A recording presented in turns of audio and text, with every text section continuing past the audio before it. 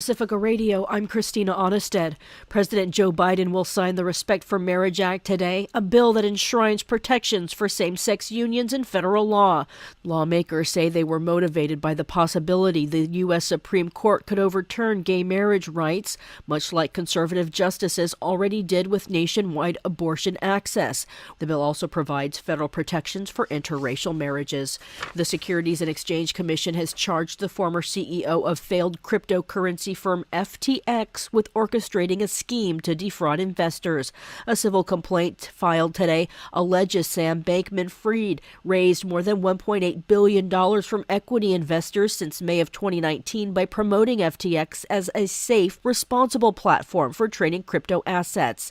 It also says he diverted customer funds to Alameda Research LLC, a privately held crypto fund, without telling the investors, and that he committed their funds to make undisclosed venture investments, lavish real estate purchases, and large political donations. He was arrested in the Bahamas Monday. The firm filed for bankruptcy last month when it ran out of money. Its current CEO, John Ray III, will testify before a House Financial Services Committee today. The clock is ticking. Congress faces a government shutdown deadline at the end of this week as lawmakers and the White House race to reach a deal to keep the government operating. Max Pringle reports. Democratic Senate Majority Leader Chuck Schumer said funding for critical services could dry up. Both sides are going to have to give in order to get it done. But it'll be worth it if it means doing right by our veterans, our service members in uniforms, our kids, their families. That's what's at stake here. Lawmakers had hoped to wrap up their work in the lame duck session by Friday, but are now making plans to stay around right up until the Christmas weekend. Some say they may also have to return to Washington the week after that. Senate leaders said the two parties are about $26 billion apart on domestic spending. The omnibus package would likely be more than $1.5 trillion. Democrats want parity between domestic and defense spending. Republicans are pushing to pare back the domestic number because of billions in new spending on COVID relief and anti-inflation measures.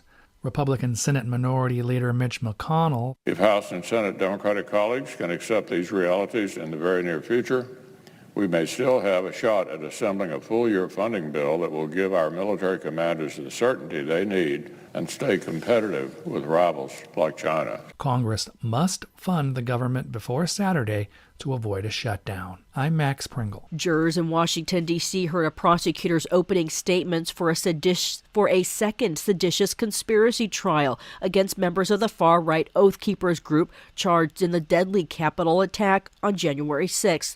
The trial began Monday and comes less than 2 weeks after a different jury convicted Oath Keepers founder Stuart Rhodes and Florida chapter leader Kelly Meggs of seditious conspiracy for what prosecutors described as a violent plot to overturn President Joe Biden's election win. They face 20 years in prison.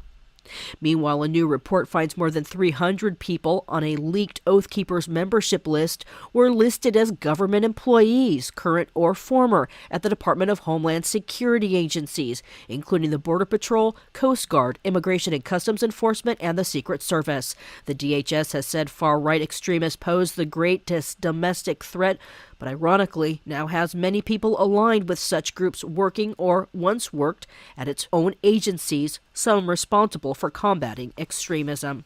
The Organized Crime and Corruption Reporting Project and the Project on Government Oversight launched that investigation. Belgian police conducted raids at European Parliament offices Monday as part of a fraud investigation. They're investigating alleged influence peddling by a Gulf country. Over the weekend, European Parliament charged 4 people with corruption, participating in a criminal group, and money laundering. Parliament's vice president was relieved of her duties. Ukraine's President Volodymyr Zelensky has pressed Western leaders to provide more advanced weapons to help his country in its war with Russia, as he repeated calls for Russian forces to withdraw from occupied areas of Ukraine, suggesting Christmas as a date to retreat. His comments were translated by Al Jazeera. I propose to convene a special summit, the Global Peace Formula Summit, to decide how and when we can implement the points of the Ukrainian peace formula. I suggest that you show leadership in the implementation of a peace formula, and we suggest that Russia takes a concrete, meaningful step towards a diplomatic solution, which is so often talked about in Moscow. Despite his calls for negotiations, he also pressed for more war material, echoing his prime minister's appeal Sunday for long-range missiles, modern tanks, artillery, and missile batteries, and other high-tech air defense systems. A former Libyan intelligence official accused of making the bomb that brought down Pan Am Flight 103 over Lockerbie, Scotland in 1988 appeared in federal court in Washington to face charges of international terrorism Monday. The Justice Department announced Sunday Abu Aguila Mohammed Massoud Kher al-Marimi had been taken into custody 2 years after it revealed it had charged him in connection with the explosion. I'm Christina Onestad reporting for Pacifica Radio.